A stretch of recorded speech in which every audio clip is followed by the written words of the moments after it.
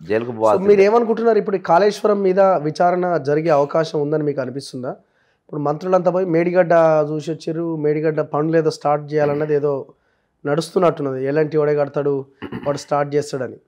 So దాని తర్వాత మంత్రులంతా పోయి నలుగురు ఐదుగురు పోయినట్టున్నారు. సో ఇప్పుడు కేంద్రం ఏమో మీరు సిబిఐకి లెటర్ రాయండి ఇమీడియట్గా, రేవంత్ రెడ్డి గారు ఇమీడియట్గా లెటర్ రాస్తే సిబిఐ ఎంటర్ అయిపోతుంది, ఇన్వెస్టిగేషన్ స్టార్ట్ అయిపోతుంది అని వాళ్ళు అంటున్నారు. ఏం జరుగుతుంది అంటే ఇది ఇన్వెస్టిగేషన్ అడుగు ముందుకు పడే ఛాన్స్ ఏమైనా కనిపిస్తున్నదా? అన్నా పచ్చిగా చెప్పాలంటే 30వ తారీఖు ఎన్నిక అయితే 30వ తారీఖు ఎన్నిక సాయంత్రం అయిపోగానే కాంగ్రెస్ పార్టీకి ఓటు వేయాలి, కాంగ్రెస్ పార్టీని గెలిపించాలని ప్రచారం కాళ్ళు గజ్జె కట్టుకొని తిరగగానే 1వ తారీఖు నేను ఇమీడియట్గా ప్రెస్ మీట్ ఎందుకు పెట్టినా, ఇన్ని స్కాములు తీసిన ఇవేవో జరుగుతాయని నాకు ముందు ఉంది స్మెల్ ఉండే పెట్టిన. పిచ్చోన్నాయి పెట్టాలి, నాకు ఎవరి మీద కసి ఉండి నేను పెట్టాలి. ఏ విధంగా తెలంగాణ ఉండాలనుకున్నారో అసలు తెలంగాణ ఆ కళలన్నీ చెరిపేసి కేటీఆర్ కుటుంబం దాన్ని ఒక 50 ఏళ్ళ వెనకకి తీసుకుపోయినారు. దీని కంటిన్యూషన్ అయితే ఇది పెద్ద ప్రమాదం ఉంటుంది, దీని కంటిన్యూషన్ కావద్దంటే ఇట్లా ఉండాలని చెప్పేసి నేను 1వ తారీఖు ప్రెస్ మీట్ పెట్టా. అన్నా నీకు ఏ సాక్ష్యాలు కావాలని నేను నీకు ఇస్తా. ఈ మా ప్రభుత్వం వాళ్ళు అనవసరంగా ప్రజా సొమ్ము మళ్ళీ హెలికాప్టర్ల మీద చాపర్ల పైన ఎంక్వైరీ పైన వేస్ట్ చేయొద్దు, అవసరం లేదు. నీకు ఏ కంప్లైంట్ కావాలంటే నేను ఫైల్ నీకు తెచ్చిస్తా. మనందరికీ తెలుసు బాజాప్తా కాళేశ్వరం అనేది ఒక గుదిబండ్ అని. దాని మీద పవర్ పాయింట్ ప్రెజెంటేషన్ ఇచ్చింది ఇప్పుడు వాళ్ళ దగ్గర ఉన్న దాసోజు శ్రవణ్. అప్పుడు కాంట్రాక్టరు మేఘా కృష్ణారెడ్డి పేరు ఎందుకు స్లైడ్ ఎగిరిపోయింది అనేది దాసోజు శ్రవణాలు ఉన్నాడు, ఆయన చెప్తే బాగుంటుంది.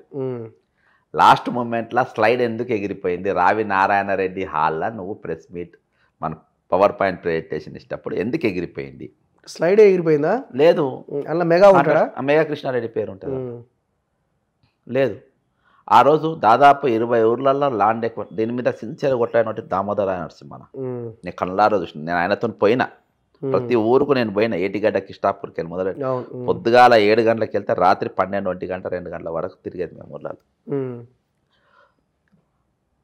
ఒక్కొక్కరు రావాలి, కెమెరాలు తీసుకొని హైదరాబాద్కి రావాలి, షూట్ చేసుకోవాలి, తెల్లారికి వెళ్ళి బాద్. వీళ్ళు ముందు చూపు చర్యలు ముందే అరెస్ట్ అవుతారు. ముందు మరి గమ్మత్గా అరెస్ట్ అయ్యేదన్న ఫస్ట్ వాళ్ళు అక్కడ దాకా. మేము మళ్ళీ బాధాపుతా పోయేది, నేను కానీ దామన్న కానీ మాధవ్ ఉన్నప్పుడు దాసో శ్రవణ్ కానీ ఇప్పుడు పవన్ కుమార్ రెడ్డి అన్న, ఓకే, అరుణమ్మ, వీళ్ళందరూ చాలాసార్లు వచ్చారు. అదొక ఎపిసోడ్ అన్న. ఆ స్కామ్లో పాల్గొన్న వెంకట్రామరెడ్డి అనేటోడు పెద్ద విలన్, ఇప్పుడు ఎమ్మెల్సీ. తర్వాత అప్పుడు లాఠీ చార్జ్ చేసిన పోలీసులు శ్రీధర్ అనేటోడు ఒక డిఎస్పీ వాడు ఉంటే, కొంతమంది పోలీసులు ఉండే, భయంకరమైన లాఠీ చార్జ్. ఈ కాళేశ్వరం అనే ఒక స్కామ్ అని మన అందరికీ తెలుసు. మేడిగడ్డ అనేది కుంగిపోయింది, నువ్వు ఏం చేసి రిపేర్ చేస్తావు? నువ్వు ఏం చేస్తావు అన్న రిపేర్ చేసి? దాని మీద నా మీద బరువెందుకు వేస్తారు? మళ్ళా నేను సాహసిస్తున్నా, కాళేశ్వరం ప్రాజెక్ట్ అనేది బంద్ చేసేయాలి. అది మనము దాన్ని నెత్తి మీద పెట్టుకున్న కొద్దీ తెలంగాణ ప్రజలపైన భారం పడుతూనే ఉంటుంది. తెలంగాణ బంద్ చేయాలి, కానీ అసలు ఇన్వెస్టిగేషన్ జరిగే అవకాశం ఉందా అంటున్నా నేను. జరగదన్నా. ఇప్పుడు మెగా అయితే మాట్లాడుతూనే లేరు అన్నా. మేఘా కృష్ణారెడ్డి పేరు నేను 1వ తారీఖు ప్రెస్ మీట్ ఎందుకు పెట్టినా అనేది కూడా నేను అందుకని ఇవన్నీ చెప్తుంది. ఎందుకంటే మేఘా కృష్ణారెడ్డి అనేటోడు మై హోమ్స్ రామేశ్వర్ అనేటోడేమో భూములు కొల్లగొట్టిండు, మేఘా కృష్ణారెడ్డి అనేటేమో తెలంగాణ పైసలు కొల్లగొట్టిండు. అది మిషన్ భగీరథ పేరు మీద, కాళేశ్వరం పేరు మీద. దీని మీద ఆ రోజు మాట్లాడిన అందరి పాత్రలు అందులో ఉన్నాయి.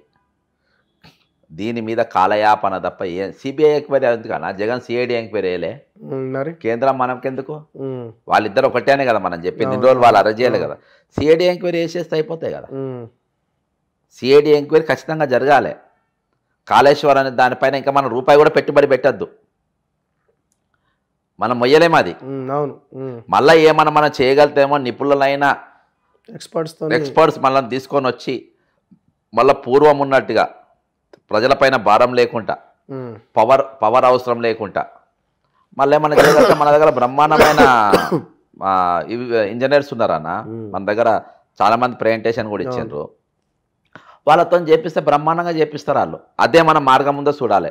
కానీ కాళేశ్వరం కంటిన్యూయేషన్ అనేది మాత్రము అది కరెక్ట్ కాదు అది. నేను గట్టి పదాలు ఇంకా వాడలేకపోతున్నాను కానీ దట్ ఈస్ నాట్ కరెక్ట్. దాన్ని మీరు వెంటనే ఆపేయాలి. మీరు కంటిన్యూయేషన్ చేసినట్టయితుంది.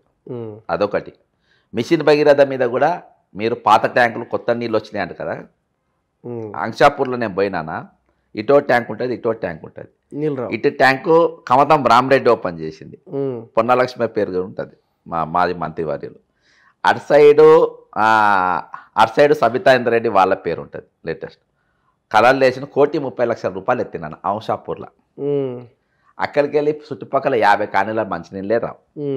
నిర్మల్ల, పాత ఆదిలాబాద్ జిల్లాల, పాత మహబూబ్నగర్ జిల్లాల, పాత వరంగల్ జిల్లాల బట్టి విక్రమార్క గారి సొంత ఊరు లక్ష్మీపురంలో అక్కడ మిషన్ భగీరథ పైపులు కొట్టుకపోతే నేను కేసు వేసిన. అక్కడ ఈనాడు ఖమ్మం ఈనాడు పేపర్లు వస్తే కటింగ్ తీసుకొని నేను వేసిన. దీనిపైన పెద్ద ఎత్తున ఎంక్వైరీ జరగాల్సిన అవసరం ఉన్నది, ధరణి మీద జరగాల్సిన అవసరం ఉన్నది. ఓకే.